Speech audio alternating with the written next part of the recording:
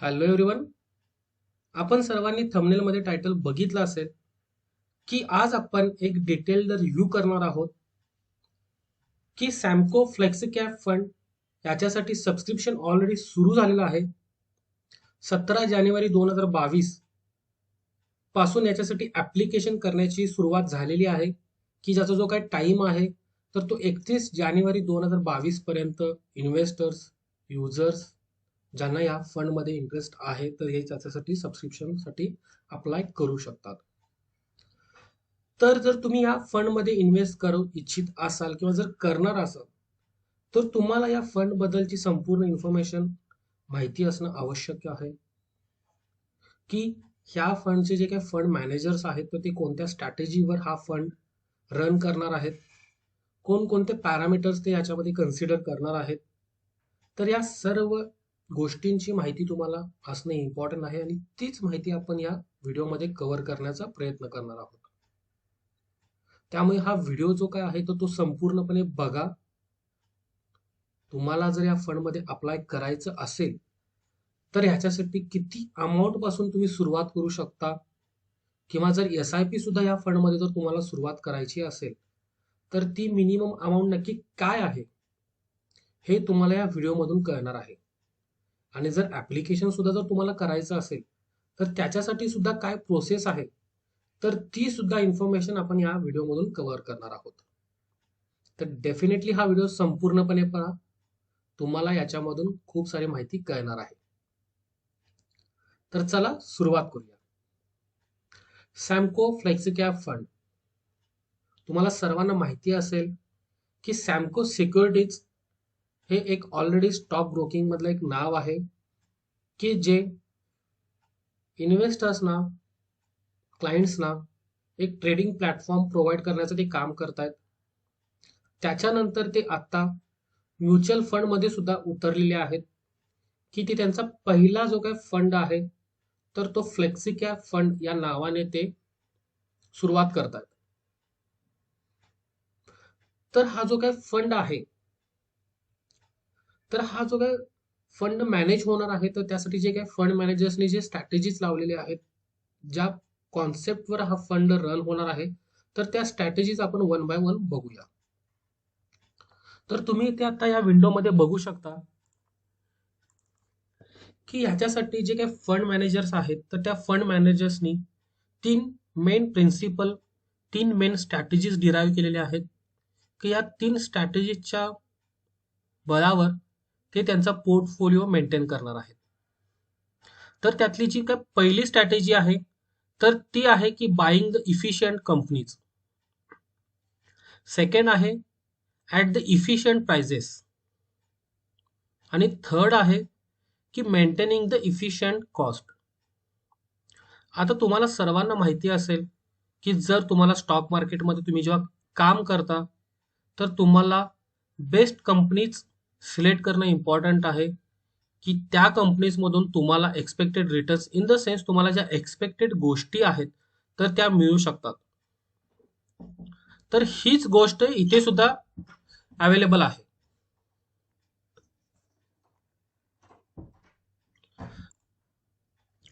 आता तुमच्या मनात सर्वांचा एक प्रश्न आला असेल की buying at the efficient companies, कुठलाही एक व्यक्ती असेल तर तो जेव्हा इन्व्हेस्टमेंट करत असेल तर तो डेफिनेटली हाच एक विचार करतो की त्याला जो काही एक्सपेक्टेड रिटर्न्स किंवा एक्सपेक्टेड गेन जो हवा आहे तर तो ज्या बेस्ट कंपनीज आहेत तर त्या बेस्ट कंपनीमध्येच सिलेक्ट करून तो त्याच्यामध्ये तो इन्व्हेस्टमेंट करेल.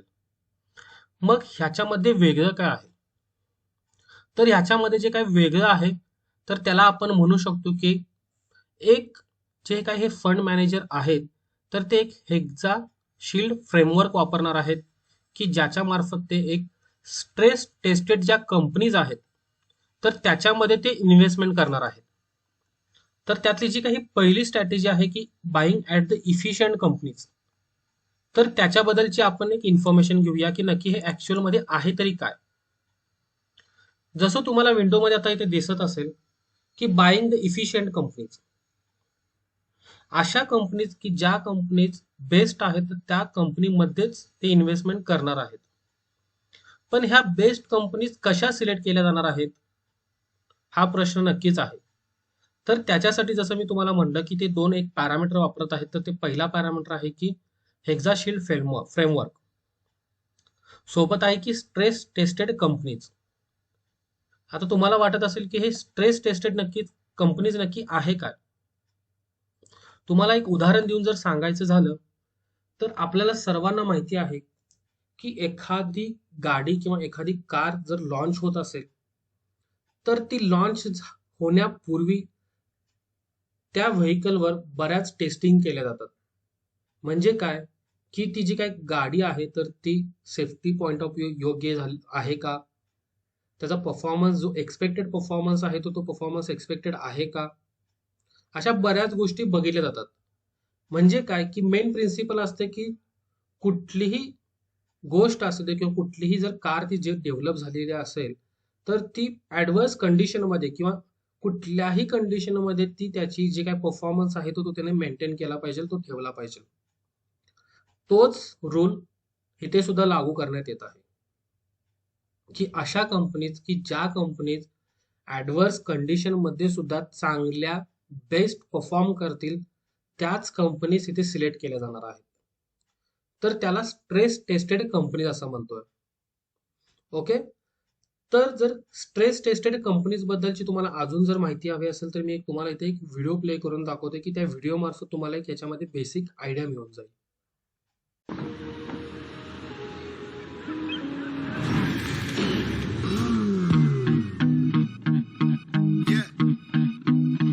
This is it. One shot. Here we go. Blood is running, heart is pumping. We got our eyes on the prize and our feet are stomping. Write a story, born for glory. And our time is here and we got nothing to worry. Got our fists in the air, force that can't stop. This is our time, going to the top.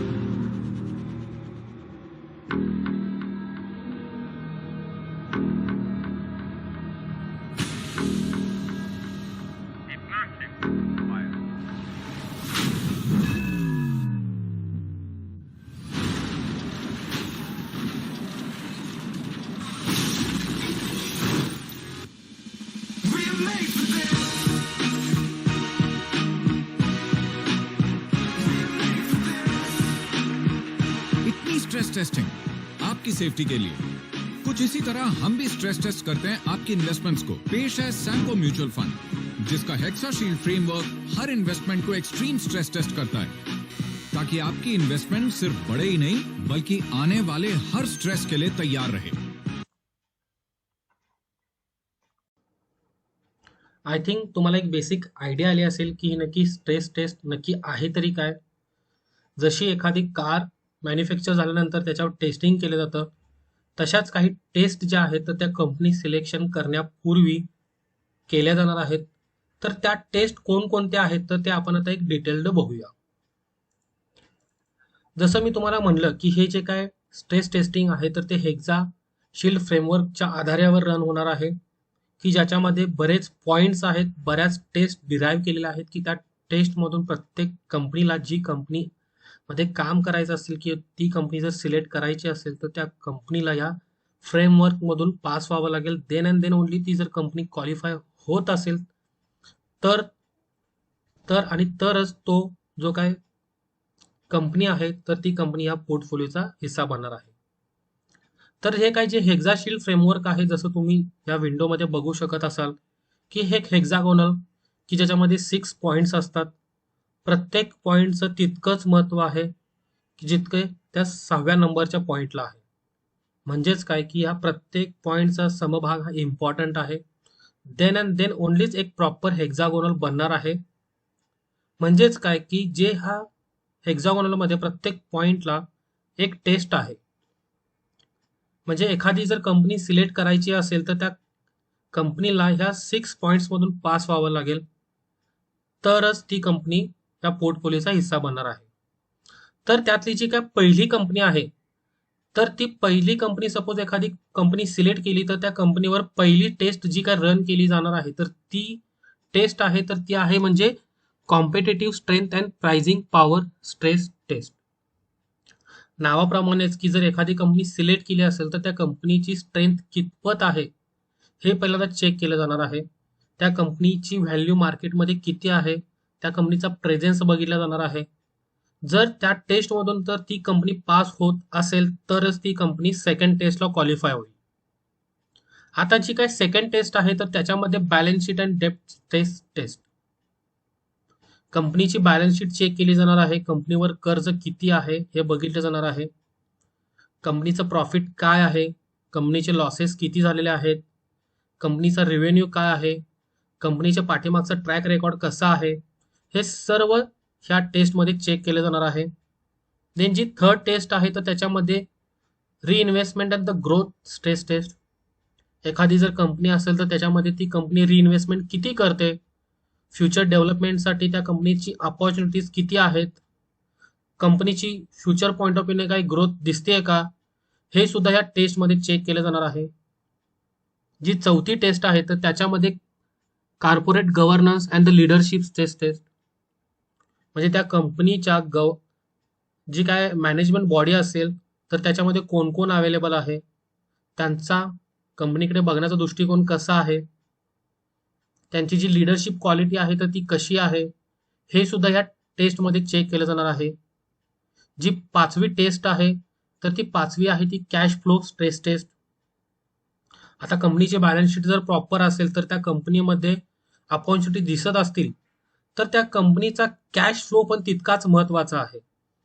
तर ते सुद्धा या 5व्या नंबरच्या टेस्टमध्ये check केलं जाणार आहे. 6वीची टेस्ट रन होणार आहे तर त्याच्यामध्ये regulatory stress test. Regulatory point of व्ह्यूने ती कंपनी जी काय आहे तर ती सुटेबल आहे का, कम्पॅटेबल आहे का, हे सुद्धा चेक केलं जाणार आहे. जेव्हा या 6 टेस्ट त्या कंपनी सिलेक्शनसाठी वापरल्या जाणार आहेत तर जी कंपनी या टेस्टमधून क्वालिफाय होईल तीच कंपनी या पोर्टफोलिओचा हिस्सा असेल. आता याच्यामध्ये अजून एक महत्वाची गोष्ट इथे दिसून येते की जसं हेक्झागोनल आहे तर त्या प्रत्येक पॉइंटला महत्वाचं स्थान आहे, तर तसंच इम्पॉर्टन्स ह्या हेक्झागोनल जनरेट होताना सुद्धा आहे. सपोज एखादी कंपनी जर या कुठल्याही टेस्टमध्ये जर डिस्क्वालिफाय होत असेल तर तो जो काय हेक्झा आहे तो जनरेट होणारा हेक्झा हा प्रॉपर डायमेन्शन बनणार नाही आहे. इन द सेन्स ती कंपनी डिस्क्वालिफाय होणार आहे. तर तुम्ही याचं उदाहरण जे काय आहे तर ते खालच्या भागामध्ये बघू शकता की जर कंपनी एखादी क्वालिफाय होत असेल तर त्याचा जो काय हेक्झागोनल जो काय आहे तो प्रॉपर बनेल. म्हणजे जर प्रत्येक टेस्ट मधून ती कंपनी जर क्वालिफाय होत असेल तर त्याला एक सर्टन एक स्कोरिंग दिलं जाणार आहे. त्या स्कोरिंगच्या बेसिसवर तो हेक्झागोनल आहे तो डिराईव्ह केला जाणार आहे. जर एखादी कंपनी एखाद्या टेस्टमध्ये लो स्कोर करत असेल तर जो काय तो हेक्झा आहे तर तो प्रॉपर जनरेट होणार नाहीये, त्याचे डायमेन्शन्स हे प्रॉपर नसतील. डायमेन्शन्स इन द सेन्स त्या कंपनीचा जो काय स्ट्रेंथ आहे, कन्सिडरेशन पॉइंट ऑफ व्ह्यू हा एक्सपेक्टेड नसणार आहे. तर त्यामुळे ती काय जी कंपनी आहे तर ती ह्या टेस्टमधून फेल होईल. हा एक सिंपल स्ट्रॅटेजी या फंड मॅनेजर मार्फत इथे रन केली जाणार आहे. त्यामुळे ऑन द पेपर ह्याकडे बघायला गेलं तर खूप डेडिकेटेड इन द सेन्स की खूप एक वेल डिफाईन्ड स्ट्रक्चर याच्यामध्ये दिसतंय की जे फंड मॅनेजर आहेत तर ह्या स्ट्रॅटेजी पॉइंट ऑफ व्ह्यूने जर रन करत असतील तर इथे एक चांगली अपॉर्च्युनिटी इथे दिसत आहे, इन द सेन्स बघायला मिळते. त्याच्यामुळे हे हेक्झाशील्ड फ्रेमवर्क खूप दिसायला मस्त वाटत आहे. इन द सेन्स एक स्ट्रक्चरल पॉइंट ऑफ व्ह्यू खूप वेल स्ट्रक्चर्ड आहे. आता जर एखादी company select efficient point of व्ह्यूने जर असेल तर ती कंपनी तो बिझनेस हा इफिशियंट कुठल्या गोष्टीमधून बनतो तर ह्याचा अभ्यास सुद्धा करणं तितकंच इम्पॉर्टंट आहे. तर त्याच्याबद्दल सुद्धा आपण एक इन्फॉर्मेशन घेऊया की जर एखादी कंपनी सिलेक्ट करत असेल हा जो फंड मॅनेजर तर तो इफिशियंट कंपनी बनण्यासाठी कुठले कुठले पॅरामीटर्स याच्यामध्ये बघायला हवे की जर ते पॅरामीटर योग्य असतील तर ते कंपनी ही इफिशियंट ठरू शकते. तर जे काय पॅरामीटर्स आहेत तर ते जे काय आपण त्याला ड्रायव्हर्स म्हणू की ती कंपनी रन होण्यासाठी ते ड्रायव्हर्स आहेत की त्या ड्रायव्हर्सच्या आधारावर तो जो काय बिझनेस आहे तो रन होतो. आता ह्याच्यामध्ये काही पॉइंट्स आहेत की तू B2C बिझनेस आहेस, एखादी कंपनी जर प्रॉपर ग्रोथ दिसत असेल तर त्याच्यामध्ये त्याचं बिझनेस स्ट्रक्चर पण बघणं फार इम्पॉर्टंट आहे. म्हणजे काय की असे बिझनेसेस की जे डायरेक्टली कन्झ्युमर्स रिलेटेड आहेत. ओके. देन सेकंड आहे की price setters not a price takers. अशा कंपनीज की ज्या कंपनी स्वतःची value generate point of view त्यांची जी काय मार्केटमध्ये असणारी कॅपॅबिलिटी असेल ही वेल डिफाईन्ड आहे, तर हे करण्याचं काम ती कंपनी करत असेल. Repeat purchases, focus on the growth and the reinvestment. अशा कंपनीज की ज्या कंपनीज रिइन्व्हेस्टमेंटसाठी डेडिकेटेड आहेत, की जे फ्युचर पॉइंट ऑफ व्ह्यूने त्यांना ज्या गोष्टी इम्पॉर्टंट आहेत तर ते रिइन्व्हेस्टमेंट करत असतात. जी एक्सपेक्टेड ग्रोथ आहे तर त्याच्यासाठी ते कटिबद्ध असतात. अशा बऱ्याच, आता जर ह्याचं उदाहरण जर घ्यायचं म्हणलं तर बजाज फायनान्स असेल, फेसबुक असेल, अशा बऱ्याच कंपनीज आहेत की ज्या कंपनीज या अशा स्ट्रक्चरल पॉइंट ऑफ व्ह्यूने तुम्हाला बघायला दिसतील. अशा बरेच ड्रायव्हर्स आहेत की ज्या ड्रायव्हर्सच्या मार्फत ती कंपनी इफिशियंट बनते. असे 5-6 ड्रायव्हर्स आहेत की जे ड्रायव्हर्स कंपनी सिलेक्शन करताना सुद्धा विचारात घेणं इम्पॉर्टंट आहे, आणि त्याच गोष्टी इथे फंड मॅनेजर मार्फत विचारात घेतलेल्या दिसत आहेत. ओके. आता आपण हे हेक्साशील्ड फ्रेमवर्क बघितलं, स्ट्रेस टेस्ट याच्यामध्ये कशा प्रकारे केलेले आहे हे बघितलं. पण जेव्हा हे ऍक्च्युअल मध्ये रन होणार आहे तर त्याचा जो रिझल्ट आहे तो बघणं सुद्धा इम्पॉर्टंट दिसतंय. ओके. कारण की on the paper it looks good, पण प्रॅक्टिकल पॉइंट ऑफ व्ह्यूने त्याचा अभ्यास करणं पण इम्पॉर्टंट आहे. तर त्याच्यासाठी सुद्धा एक बॅक टेस्टेड रिपोर्ट आहे, तर त्याची सुद्धा आपण माहिती घेऊया की तो रिपोर्ट कसा दिसतोय. ओके. जसं की ह्या फ्रेमवर्कमध्ये 6 टेस्ट आहेत. अराउंड जर विचारात घ्यायला गेलं तर अराउंड एक 67,000 इक्विटीज अवेलेबल आहेत ग्लोबली, की ज्या इक्विटीजचा विचार करायला गेलं म्हणजे याच्यामध्ये इंडियन इक्विटीज असतील किंवा ग्लोबल इक्विटीज सुद्धा असतील, इंडियन कंपनीज. जेव्हा ह्या टेस्टमधून ते पास केले जातील तर त्याच्या मार्फत फक्त असे 125 कंपनीज आहेत, 125 स्टॉक्स आहेत, तर ते फक्त ह्या टेस्टमधून क्वालिफाय होतात. ओके. म्हणजे एक स्ट्रक्चरल पॉइंट ऑफ व्ह्यूने जर विचार करायला गेलं तर याच्यामध्ये फक्त 125 स्टॉक्स आहेत की जे 125 स्टॉक्स ह्या 6 टेस्टमध्ये सक्सेसफुल पास होतात आणि त्यांचं स्कोरिंग आहे तर ते वेल आहे. ओके. तर जर ह्याचा विचार करायला गेलं की एक बॅक टेस्टेड पॉइंट ऑफ व्ह्यूने जर विचार करायला गेलं तर त्या कंपनी सिलेक्ट केल्या तर त्या कंपनीचा परफॉर्मन्स सुद्धा आपण एक ग्राफिकल पॉइंट ऑफ व्ह्यूने जर बघायला गेलं तर त्याचं रिप्रेझेंटेशन आपण आता इथे सध्या बघतोय. तर एक अराउंड पाठीमागच्या 11 वर्षाचा स्पॅन जर निवडला, ओके, आणि त्याच्या अगेन्स्ट जर निफ्टी 50 जर निवडलं तर त्याचं जो काही रिप्रेझेंटेशन आहे तर ते रिप्रेझेंटेशन तुम्हाला आताच्या समोरच्या ग्राफमधून दिसतंय. ओके. जर ह्याच्यामध्ये एक महत्वाची पॉइंट इथे असं दिसतोय, जो काही निफ्टी 50 जो काय आहे तर त्याचा जो काही ग्रोथ दिसते तर ती बघा इन द सेन्स थोडीशी फ्लॅट दिसतीये. ओके. म्हणजे जो 11 वर्षाचा जो काही कालावधी आहे तर त्या 11 वर्षाच्या कालावधीमध्ये निफ्टी 50चे जो काही बिहेवियर आहे तर तुम्ही ते बिहेवियर या आत्ताच्या ग्राफमधून बघू शकता.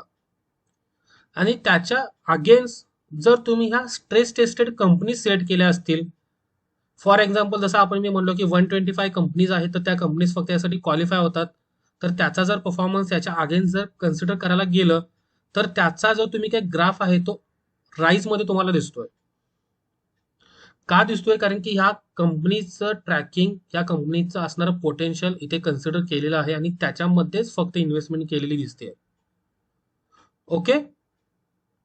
तर ह्या ग्राफ मधून तुम्हाला एक आयडिया मिळेल की स्ट्रेस टेस्टेड कंपनीचं सिलेक्शन केल्यानंतर आणि ज्या निफ्टी 50च्या ज्या कंपनीज आहेत तर त्याच्या वर्सेस याचं जर कंपॅरिझन केलं तर तुम्हाला स्ट्रेस टेस्टेड कंपनीचा जो काय ग्राफ आहे तो हा राईज मध्ये दिसतोय. त्याच्यामुळे त्याची जी काय व्हॅल्यू आहे त्यामुळे या स्ट्रेस टेस्टेड ची जी काय रिझल्ट्स आहेत तर ते फार इम्पॉर्टंट आहेत की त्या रिझल्ट्स मधून तुम्हाला प्रथमदर्शनी तर असं दिसते की याच्यामध्ये खूप चांगल्या प्रमाणात ग्रोथ ही दिसून येते. ओके. आता जर आपण ह्याच्यामध्ये न्यूमरिकल पॉईंट ऑफ व्ह्यू पण बघूया, की जर हे ग्राफ वाईज जर आपण बघितलं की याच्यामध्ये ग्रोथ तरी दिसतीये, पण ही ग्रोथ नक्की ऍक्च्युअलपणे आहे तरी काय. ओके, तर त्याबद्दल पण आपण इन्फॉर्मेशन घेऊया. जर याच्यामध्ये आपण बघायला गेलं तर साधारणतः टोटल नंबर ऑफ मंथ्स आहेत तर ते 140 इतके मंथ्स कॅल्क्युलेट होतात. एक अराउंड हा एक जो काय बॅक टेस्टिंग जो रिझल्ट आहे हा एक नियरली इक्वल टू घेतलेला आहे की त्याच्यामधून एक तुम्हाला आयडिया मिळावी. ओके, तर 140 मंथ्स येतात, तर त्यातले number of percentage of months आहेत तर ते 68% आहेत. जर ही स्ट्रेस टेस्टेड कंपनीचा जर परफॉर्मन्स जर बघायला गेलं तर साधारणतः आउट परफॉर्मन्स जे करतील तर ते 95 करतील. ओके, 95 करतील. आणि जर त्याचे रिटर्न जर कॅल्क्युलेट करायला गेलं तर अराउंड 3.72% त्याचे रिटर्न्स हे कन्सिडर होतात.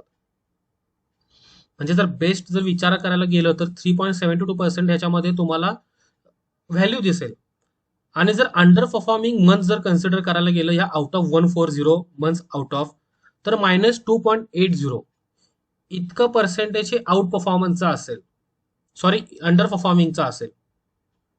ओके, जर याचं कॅल्क्युलेशन जर केलं तर around average monthly excess return जे आहेत तर ते 1.62% इतकं याच्यामध्ये मिळू शकतं. ओके, म्हणजे अंडर परफॉर्मिंग आणि आउट परफॉर्मिंग याचं कॅल्क्युलेशन केल्यानंतर जो काही त्याचं सबस्ट्रॅप्शन जर केल्यानंतर साधारणतः 1.62% याच्यामध्ये व्हॅल्युएशन हे रिमेनिंग व्हॅल्यू याच्यामध्ये दिसते. म्हणजे काय की जसं या ग्राफमध्ये तुम्हाला दिसतंय की निफ्टी 50च्या अगेन्स्ट स्ट्रेस टेस्टेड कंपनीचा जो काय परफॉर्मन्स आहे तर तो तुम्हाला राईज मध्ये दिसतोय. पण तो जर राईज मध्ये आहे तर तो ऍक्च्युअली जर बघायला गेलं तर कदाचित काही महिने खराब सुद्धा जातील, काही महिने बेटर सुद्धा जातील. पण जर ऑन अँड ॲव्हरेज जर विचार करायला गेला तर मंथली एक्सेस रिटर्न जी व्हॅल्यू येईल या बॅक टेस्टिंग रिपोर्टनुसार तर ती 1.62% इतकी असू शकते. ओके, त्यामुळे हे न्यूमरिकल पॉईंट ऑफ व्ह्यू तुम्हाला एक थोडीशी बेसिक आयडिया पण याच्यामध्ये मिळून जाईल की stress tested companies and then the general companies याच्यामधला परफॉर्मन्स काय नक्की आहे.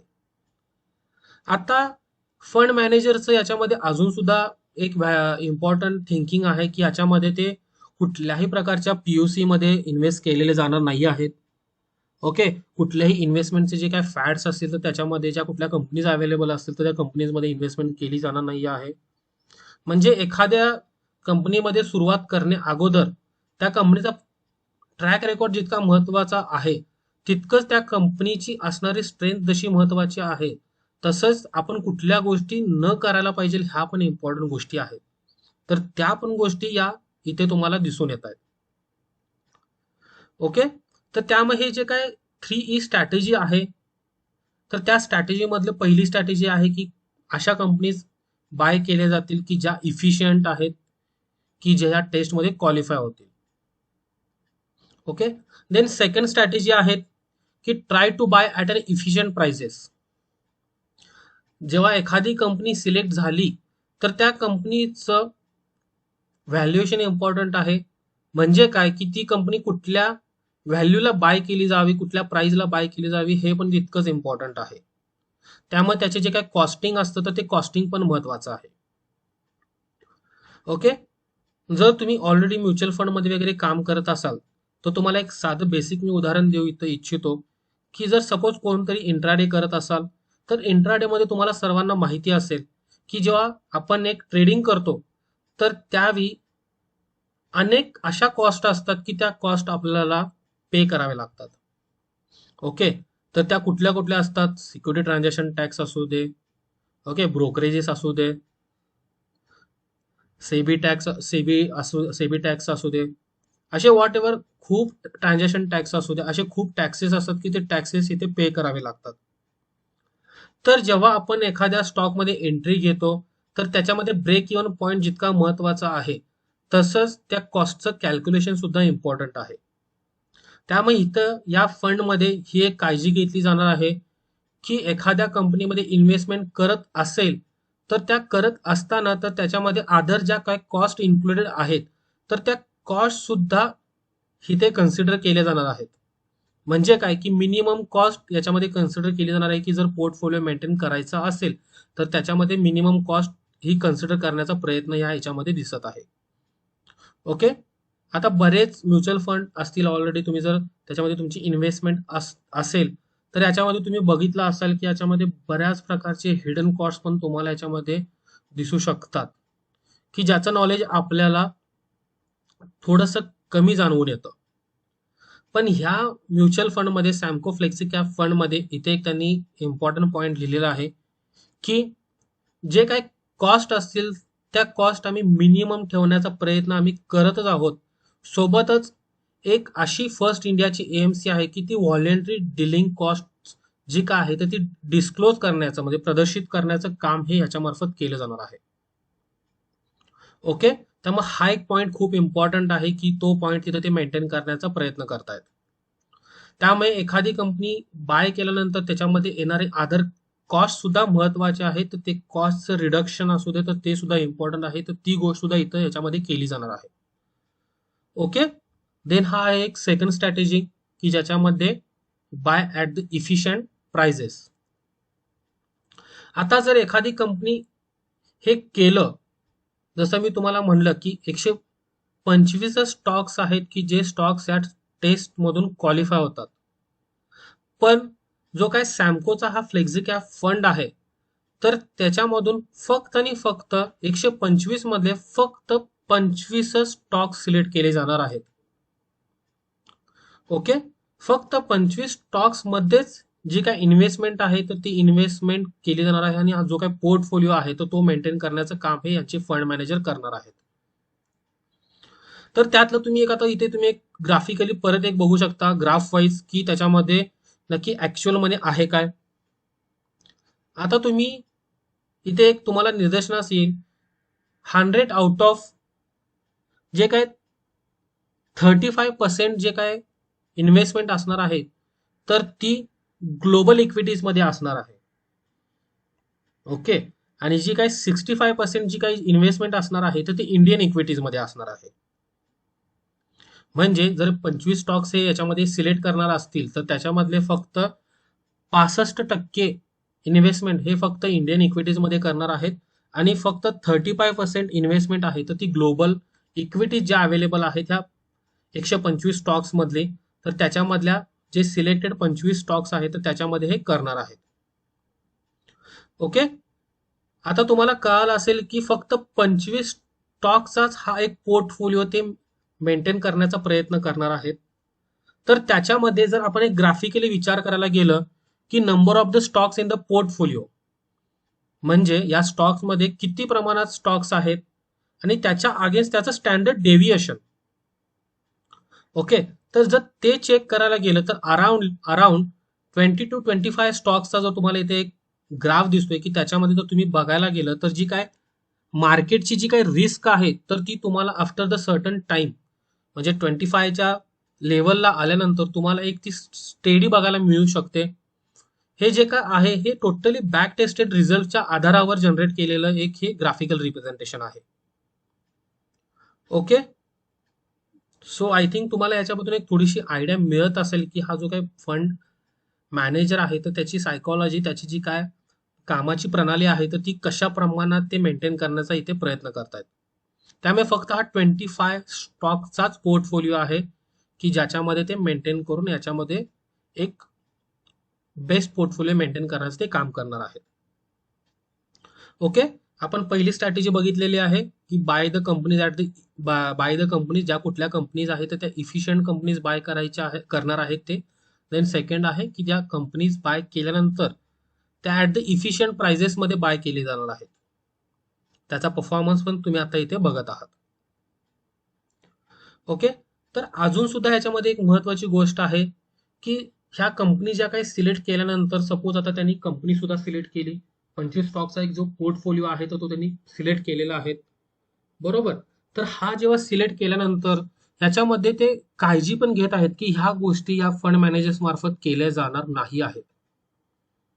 तर पहिली ती गोष्ट आहे की ती will not take the cash calls. याच्यामध्ये कुठल्याही प्रमाणात कॅश जे असतात, इक्विटीचे कॅश कॉल्स जे असतात तर ते ह्याच्यामध्ये हे घेतले जाणार नाही आहेत. No derivative, no hedging, no डेप्ट, कुठल्याही प्रकारचं याच्यामध्ये हेजिंग केलं जाणार नाहीये. फंडमध्ये, हे पण इम्पॉर्टंट आहे. त्याच्यामुळे त्यांनी खूप चांगल्या गोष्टी इथे मेंटेन केलेल्या आहे की कुठल्या कुठल्या गोष्टी ते करणार आहेत आणि कुठल्या गोष्टी याच्यामध्ये ते करणार नाही आहेत. ओके. तर जेव्हा ह्या गोष्टी ते केल्यानंतर त्यांना एक्सपेक्टेड रिझल्ट मिळण्याची ते आशा करतात. तर आता त्याच्यानंतर अजून एक गोष्ट आहे की जेव्हा हा एक पोर्टफोलिओ मेंटेन झालेला आहे, सपोज एक 25चा स्टॉकचा एक त्यांनी पोर्टफोलिओ बनवलेला आहे, तो 25 स्टॉकचा पोर्टफोलिओ बनवल्यानंतर एक फार इम्पॉर्टंट गोष्ट आहे की जसं या टेस्टमधून ते परफॉर्म करतील, पण एखाद्या कंपनीचा फ्युचरची जी काही कंडिशन आहे तर त्याच्यासाठी सुद्धा एक्झिट पण त्या कंपनीमधून घेणं इम्पॉर्टंट आहे. म्हणजे जर एखादी कंपनी वेल डिफाईन्ड काम करत नसेल किंवा त्याच्यामध्ये पोटेन्शियल दिसत नसेल तर त्या कंपनीमधून एक्झिट करणं हे सुद्धा तितकंच महत्वाचं आहे जितकं त्या कंपनीमध्ये एंट्री घेतली जाते. ओके. तर आता आपण बघूया की एक्झिट फ्रेमवर्क म्हणजे कंपनीचं सिलेक्शन झालेलं आहे, कंपनीमध्ये पोर्टफोलिओ त्यांनी मेंटेन केलेला आहे, कंपनीमध्ये एखाद्या पर्टिक्युलर प्राइसला तो बाय झालेला आहे आणि एक प्रॉपर पोर्टफोलिओ मेंटेन केलेला आहे. पण सपोज एक ऍडव्हर्स कंडिशन आली की त्या ऍडव्हर्स कंडिशनला त्या स्टॉकमधून एक्झिट घेणं सुद्धा महत्वाचं आहे. पण त्याच्यासाठी सुद्धा या फंड मॅनेजर्सनी एक एक्झिट फ्रेमवर्क सुद्धा बनवलेला आहे. तर त्यातलं पहिलं फ्रेमवर्क मधला जो काय पहिला रूल आहे तर तो पहिला रूल असा आहे की stock subsequently fail the stress taste.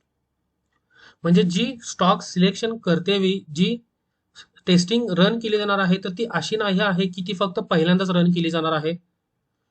Periodically ती टेस्ट रन केली जाणार आहे त्या ज्या सिलेक्टेड कंपनीज आहेत त्याच्यावर. जर सपोज एखादी कंपनी 6 पॅरामीटर्स जे काय आहे तर त्याच्यामध्ये जर फेल होत असेल, कुठल्याही एका पॉइंटला जर ती कंपनी फेल होत असेल तर त्या कंपनीमधून एक्झिट करण्याचं काम हे फंड मॅनेजर्स करणार आहेत. ही झाली पहिली त्यांची एक्झिट फ्रेमवर्कची स्ट्रॅटेजी. सेकंड आहे की अशा कंपनी की सपोज आता हा 25चा स्टॉकचा त्यांनी पोर्टफोलिओ बनवलेला आहे, पण जेव्हा 25 नंबरचा जो काय स्टॉक असेल तर तो कम्पॅरेटिव्हली एक नंबरपेक्षा थोडासा वीक असू शकतो. कारण की का, एक नंबरचा जो काय प्रायोरिटी असेल तो वेल स्कोरिंग पॉईंट ऑफ व्ह्यू असेल आणि तो त्याचा 25 नंबरचा जो काय स्टॉक आहे तर तो त्याचं स्कोरिंग हे कम्पॅरेटिव्हली कमी असू शकतं. बरोबर. पण जर सपोज जे 125 स्टॉक्स मधले फक्त 25 स्टॉक्स चूज केलेले आहेत, राहिलेले 100 स्टॉक्स जर सपोज त्या 100 मधले कुठल्याही स्टॉक्स मध्ये पुन्हा पोटेन्शियल दिसू शकत असेल आणि जर तो स्टॉक्स या टेस्टमध्ये क्वालिफाय होत असेल तर त्याच्यामध्ये रिॲडजस्टमेंट सुद्धा केली जाणार आहे. म्हणजे काय की जे 25 मधले स्टॉक्स जर परफॉर्मन्स त्यांचा लो होत असेल, लो दिसत असेल तर त्या स्टॉक्स मधून एक्झिट केली जाणार आहे आणि जे stocks out of the 25 stocks जे अवेलेबल असतील तर त्या स्टॉक्स मधल्या त्या स्टॉकला त्या कंपनीला या पोर्टफोलिओमध्ये एंट्री दिली जाणार आहे. ओके. तर ही एक सेकंड फ्रेमवर्क आहे की ज्याच्यामध्ये ज्या स्टॉक्स 25 मध्ये कुठलाही जर परफॉर्मन्स देत नसेल तर त्याच्यामधून एक्झिट केली जाणार आहे आणि ज्या नवीन अपॉर्च्युनिटीज आहेत तर त्याच्यामधून तो स्टॉक ह्याच्यामध्ये ऍडजस्टमेंट केली जाणार आहे. थर्ड पॅरामीटर आहे की 10% सेबी प्रिस्क्राइब्ड सेलिंग. जसं की रेग्युलेटरी बॉडीचे काही रूल्स आहेत की ज्याच्यामध्ये होल्डिंग जर 10%च्या वरती जात असेल तर त्याच्यामध्ये पुन्हा रिॲडजस्टमेंट याच्यामध्ये केली जाणार आहे. Valuation become infeasible, evidence of weaker hands buying the out stronger. अशा कंपनीज की ज्याच्यामध्ये पोटेन्शियल पण दिसतंय पण त्याचा ट्रॅक रेकॉर्ड हा जितका एक्सपेक्टेड आहे तर तो ट्रॅक रेकॉर्ड त्याच्यामध्ये त्याच्या व्हॅल्युएशन पॉईंट ऑफ व्ह्यूला तो जर मॅच होत नसेल किंवा त्याच्यामध्ये जर काही त्रुटी जाणवत असतील तर त्या स्टॉक्समधून सुद्धा एंट्री घेतल्यानंतर सुद्धा एक्झिट होण्याचं काम सुद्धा या फंड मॅनेजर मार्फत केलं जाणार आहे.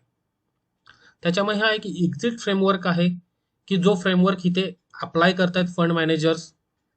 जर त्याच्यामधला कुठलाही एक पॉईंट याच्यामध्ये त्यांना निदर्शनास आला तर ते एक्झिट करण्याचं काम हे फंड मॅनेजर्स करणार आहेत. तर ही स्ट्रॅटेजी त्यांच्यामार्फत खूप वेल स्ट्रक्चर्ड स्ट्रॅटेजी इथे दिसत आहे.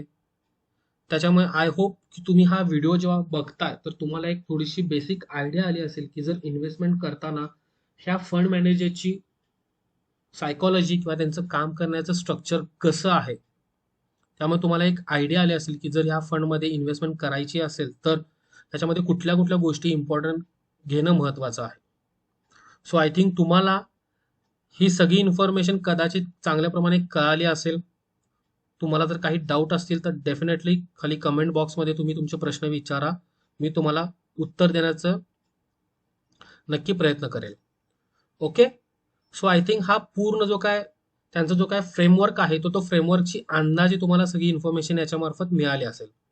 आता सपोज जर तुम्ही हा तुमचा एक डिसिजन असेल की मला या आता इन्व्हेस्टमेंट ह्या NFO मध्ये जर करायची असेल तर त्याच्यासाठी प्रोसेस नक्की काय आहे. ओके, तर ते आपण आता सध्या बघूया. आपण आता या स्कीमची थोडीसे फीचर्स बघूया की जो काय NFO हा अवेलेबल आहे. जसं तुम्ही ह्या कंपनीची जी काय पूर्ण स्ट्रॅटेजी आपण आता ही समजून घेतलेली आहे. जर तुम्हाला या फंडमध्ये इन्व्हेस्टमेंट करायची असेल तर त्यासाठी कोणकोणते पॉईंट्स आहेत तर ते पॉईंट्स तुम्हाला इम्पॉर्टंट आहेत बघणं हे पण फार महत्वाचं आहे. तर त्याच्यासाठी जी काय हा NFO आहे तर त्याच्यासाठी सबस्क्रिप्शन जे आहे ते ऑलरेडी सुरू झालेलं आहे. जानेवारी 17 पासून याच्यासाठी ऍप्लिकेशन करण्याची प्रोसेस सुरू झालेली आहे आणि याचा जो काय एंड ऍप्लिकेशन डेट आहे तर ती 31 जानेवारी आहे. म्हणजे 31 जानेवारी पर्यंत तुम्ही जर याच्यामध्ये इन्व्हेस्टमेंट करू इच्छित असाल तर तुम्ही याच्यासाठी सबस्क्रिप्शनला अप्लाय करू शकता. आता जो काही ही स्कीम आहे तर ती open ended dynamic equity scheme आहे की ज्याच्यामध्ये लार्ज कॅप, मिड कॅप आणि स्मॉल कॅप या फंड्समध्ये याची इन्व्हेस्टमेंट केली जाणार आहे. प्लॅन्स जो काय आहे तर तो रेग्युलर प्लॅन आहे आणि डायरेक्ट प्लॅन आहे. आता जर तुम्हाला याच्यामध्ये इन्व्हेस्टमेंट करायची असेल तर त्याच्यासाठी मिनिमम ऍप्लिकेशन अमाऊंट जी आहे तर ती 5,000 रुपीज आहे आणि देन त्याच्यानंतर मल्टिपल ऑफ 1 रुपीज याच्या मल्टिपलमध्ये तुम्ही याच्यामध्ये इन्व्हेस्टमेंट करू शकता. म्हणजे जर तुम्हाला एक वन टाइम इन्व्हेस्टमेंट जर करायची असेल तर तुम्ही 5,000 पासून याच्यामध्ये सुरुवात करू शकता. देन सपोज जर तुम्हाला ऍडिशन करायचे असेल या तुमच्या फंडमध्ये देन तुम्ही 500 रुपीजच्या एक इनिशियल प्री व्हॅल्यू पासून तुम्ही सुरुवात करू शकता अगेन. देन त्याच्यानंतर पुन्हा 1 रुपीजच्या ह्याच्यामध्ये तुम्ही हे मल्टिपलमध्ये तुम्ही ह्याच्यामध्ये इन्व्हेस्टमेंट करू शकता. देन सपोज तुम्हाला एक फिक्स्ड अमाऊंट इन्व्हेस्टमेंट करायची असेल जर तुम्हाला वाटत असेल की या फंडमध्ये आपण एक SIP सुरुवात करूया. SIP म्हणजे सिस्टमॅटिक इन्व्हेस्टमेंट प्लॅन की ज्याच्यामध्ये तुम्ही एक सर्टन अमाऊंट महिन्याची तुम्ही याच्या फंडमध्ये इन्व्हेस्ट करू शकता. तर ते सुद्धा याच्यामध्ये तुम्हाला फॅसिलिटी अवेलेबल आहे. साधारणतः 500 रुपयापासून तुम्ही याच्यामध्ये इन्व्हेस्टमेंट करू शकता. एखाद्या महिन्याच्या पर्टिक्युलर पॉईंटलाही तुमच्या अकाउंटमधून ऑटोमॅटिकली पैसे जे काय असतात तर ते हे इन्व्हेस्टमेंट इथे ऑटोमॅटिकली होतात. मिनिमम 500 रुपीज याची SIP अमाऊंट आहे. आता याच्यामध्ये एंट्री लोड जो काय आहे तर तो याच्यामध्ये एंट्री लोड नॉट ऍप्लिकेबल आहे. जर एक्झिट लोड जर सपोज तुम्ही हा फंडमधून स्विच केला बिफोर 365 डेज म्हणजे 1 वर्षाच्या कालावधीच्या अगोदर तुम्ही या फंडमधून स्विच केला तर 2% deduction in the same investment is याच्यामध्ये जे काय आहे तर तो एक्झिट लोड म्हणून कन्सिडर केला जाईल. सपोज जर तुम्ही 365 डेज आणि 750 डेज याच्या मिड डेज मध्ये तुम्ही जर केला तर 1%चा एक्झिट लोड याच्यामध्ये कन्सिडर होईल. आणि आफ्टर द 730 डेज याच्यानंतर तुम्ही याच्यामधून जर एक्झिट केला तर स्विच केला तर ह्याच्यामध्ये कुठलाही एक्झिट लोड कन्सिडर होत नाहीये. ओके, तर आता ह्याच्यामध्ये जे काय आपण बघितलं की हे सिस्टमॅटिक जे काय आपण एक स्ट्रक्चर बघितलं तर त्याच्यामध्ये एक फंड मॅनेजरची माहिती घेणं पण आपल्याला महत्वाचं आहे. तर याचे जे काही फंड मॅनेजर्स आहेत तर त्यातले फंड मॅनेजर आहेत की निराली भन्साली म्हणून जे आहेत ते इक्विटीचं काम बघत आहेत. ते इक्विटीचे फंड मॅनेजर म्हणून काम करतायत. अँड देन धवल धनानी म्हणून जे आहेत तर ते dedicated fund manager for the overseas investment. म्हणजे जसं मी तुम्हाला म्हटलं की 100 आउट ऑफ 65% जे काही इन्व्हेस्टमेंट आहे तर ते इंडियन इक्विटीजमध्ये केली जाणार आहे आणि 35% जी काही इन्व्हेस्टमेंट आहे तर ती ग्लोबल इक्विटीजमध्ये केली जाणार आहे. तर जे ग्लोबल इक्विटीचं जे काही काम आहे तर ते हे धवल धनानी जे म्हणून जे फंड मॅनेजर आहेत तर ते करणार आहेत. ओके, आता हा प्रोडक्ट नक्की कुणासाठी सुटेबल आहे? To generate the long term capital growth. म्हणजे अशा लोकांना की एक लॉंग टर्म मध्ये ते प्लॅन करतात की याच्यामधून एक चांगलं पोटेन्शियल इन द चांगले ग्रोथ याच्यामध्ये बघत असतील तर तो हा त्यांच्यासाठी सुद्धा प्लॅन हा एक इम्पॉर्टंट आहे. Investment in the Indian and the foreign equity instrument across the market capitalisation. अशा लोकांना की ज्यांना इंडियन इक्विटीजमध्येच किंवा जर फॉरेन जे काही इक्विटीज आहेत तर त्याच्यामध्ये इन्व्हेस्टमेंट करायची असेल तर तो डेफिनेटली हा प्लॅन त्यांच्यासाठी सुद्धा सुटेबल आहे असं याच्यामध्ये त्यांनी डिस्क्लोज केलेलं आहे. याच्यामध्ये रिस्कोमीटर पण तुम्ही जर बघू शकता की रिस्कोमीटर याच्यामध्ये व्हेरी हाय दाखवलेलं आहे, बरोबर. तर त्याच्यामुळे हे जे काय आहे ही स्कीम रिलेटेड डॉक्युमेंट आहे की ज्याच्या मार्फत तुम्ही याच्यामार्फत इन्व्हेस्टमेंट जर तुम्हाला करायची असेल तर तुम्ही हे पॉइंट्स इम्पॉर्टंट आहे तर त्याची इन्फॉर्मेशन तुम्ही घेऊन याच्यामध्ये इन्व्हेस्टमेंट हे नक्की करू शकता. ओके. आता आपण अजून एक गोष्ट इथे बघूया की जर government structure and the management team की याच्यामध्ये जर बघायला गेलं तर जिमित मोदी जे आहेत ते असोसिएट डायरेक्टर म्हणून याच्यावर काम करतायत. उमेश कुमार मेहता जे चीफ एक्झिक्युटिव्ह ऑफिसर म्हणून ह्या गव्हर्नन्स स्ट्रक्चरमध्ये काम करतायत. फंड मॅनेजरची इन्फॉर्मेशन आपण जर घ्यायला गेली जसं म्हटलं तुम्हाला मी की निराली भन्साले म्हणून जे आहेत ते फंड मॅनेजर म्हणून काम करतायत. ते सुद्धा आता जर बघायला गेलं तर त्यांचं qualification BE and the MBA in the finance त्यांनी केलेलं आहे. 7 इयर्सचा त्यांना एक्सपिरियन्स आहे कॅपिटल मार्केटमध्ये. त्या मार्केट एक्सपर्ट्स म्हणून बऱ्याच मीडिया आणि बिझनेसेस न्यूज प्लॅटफॉर्मवर दिसतात, जसं ब्लूमबर्ग असू दे, CNBC, TV18 वगैरे असे बरेच प्लॅटफॉर्म आहेत की तिथे त्या एक्सपर्ट्स म्हणून ऑलरेडी दिसलेले आहेत. धवल धनानी म्हणून आहेत की जे ओव्हरसीजचं काम सांभाळत आहेत. ओके.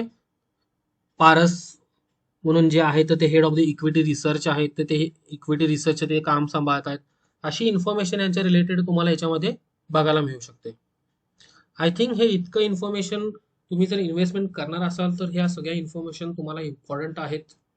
त्यामुळे जर तुम्ही इन्व्हेस्टमेंट करणार असाल तर डेफिनेटली हा व्हिडिओ तुमच्यासाठी इम्पॉर्टंट आहेच. जर तुम्हाला कोणत्याही प्रकारची शंका असेल किंवा जर याच्यामध्ये इन्व्हेस्टमेंट करायची असेल तर डिस्क्रिप्शन बॉक्समध्ये सगळी इन्फॉर्मेशन दिलेली आहे. डेफिनेटली तिथे व्हिजिट करा. ज्या काही ऑफिशियल हँडबुक्स आहेत किंवा जे ही ऑफिशियल माहिती आहे तर त्याच्या संबंधित सुद्धा डिस्क्रिप्शन बॉक्समध्ये काही लिंक्स अवेलेबल आहेत, तर त्या लिंक्सवर तुम्ही जाऊन याबद्दलची इन्फॉर्मेशन सगळी घेऊ शकता. ओके. महत्वाची गोष्ट आहे की हा जो काही व्हिडिओ आहे हा टोटली एक्सप्लेमेंटरी व्हिडिओ बनवलेला आहे की तुम्हाला याच्यामधून माहिती मिळावी की जर इन्व्हेस्टमेंट करायची असेल तर ही स्ट्रॅटेजी त्यांची नक्की ॲक्च्युअलपणे आहे काय, तर हे कळणं फार महत्त्वाचं आहे. तर त्या पॉईंट ऑफ व्ह्यूनं हा एक व्हिडिओ आम्ही बनवलेला आहे आपल्यासाठी. तर होप की तुम्हाला हा व्हिडिओ आवडला असेल. जर तुम्हाला हा व्हिडिओ आवडला असेल तर नक्की कॉमेंट बॉक्समध्ये तुमची प्रतिक्रिया लिहा. तुम्हाला जर या फंडमध्ये तुम्हाला जर इन्व्हेस्टमेंट करायची असेल तर डेफिनेटली तुम्ही कॉमेंट बॉक्समध्ये लिहा. तुमचे काही क्वेश्चन्स असतील तर ते सुद्धा लिहा. त्याच्यामध्ये मी तुम्हाला उत्तर देण्याचा प्रयत्न करतो. मॅक्सिमम लोकांना मी उत्तर देण्यासाठी प्रयत्न करतो. ओके. तर ह्या संबंधित सगळी इन्फॉर्मेशन तुम्हाला ऑलरेडी मी दिलेली आहे. जर तुम्हाला ह्याच्यासाठी ऑनलाईन ॲप्लिकेशन करायचं असेल तर ते ॲप्लिकेशन कशा प्रकारे करायचं त्याच्यासाठी सुद्धा आपण एक व्हिडिओ बनवणार आहोत. तर तो जो काही व्हिडिओ आहे तर तो व्हिडिओ तुमचा रिस्पॉन्स जर तुम्हाला हा व्हिडिओ आवडला असेल किंवा तुम्हाला जर याच्यामध्ये इन्व्हेस्टमेंट करायची असेल तर तुम्ही कॉमेंट बॉक्समध्ये लिहा. तुमचा रिस्पॉन्स आल्यानंतर आपण एक व्हिडिओ डेफिनेटली बनवूया की त्याच्यामध्ये तुम्ही एक फर्स्ट टाइम इन्व्हेस्टमेंट जर करत असाल, मिनिमम 5,000ची इन्व्हेस्टमेंट याच्यामध्ये डेडिकेटेड आहे तर ती इन्व्हेस्टमेंट करत असाल तर त्यासाठी ॲप्लिकेशन कशा प्रकारे करायचं आहे तर त्याच्यासाठी मी एक ट्युटोरियल तुमच्यासाठी बनवतो. जर तुम्हाला SIP सुरू करायची असेल तर ती SIP सुरू करण्यासाठी कशी प्रोसेस आहे, बँक ॲड करायची आहे, तुम्हाला तुमच्या आधार डिटेल्स सुद्धा त्याच्यामध्ये प्रोव्हाइड करायचे आहेत, तर ती पण डिटेल्स कशी आहे तो व्हिडिओ पण त्याच्यावर आपण बनवूया की तुम्हाला जर ॲप्लिकेशन करताना कुठलेही अडथळे यायला नको आणि तुम्हाला याच्यामधून माहिती सुद्धा जास्तीत जास्त मिळत राहील. आय होप की तुम्हाला ही इन्फॉर्मेशन आवडली असेल. व्हिडिओ नक्की लाईक करा. कॉमेंट तर ऑब्विसली तुम्ही कराच आणि हा व्हिडिओ जो आहे हा डेफिनेटली शेअर करा. Thank you so much. इन्वेस्ट करें सैमको फ्लेक्सी कैप फंड में जो आपके लिए पैसे बनाए दुनिया की बेहतरीन स्ट्रेस टेस्टेड एफिशिएंट कंपनीज में इन्वेस्ट करके. सैमको फ्लेक्सी कैप फंड में इन्वेस्ट करने के लिए अपने फाइनेंशियल एडवाइजर से संपर्क करें.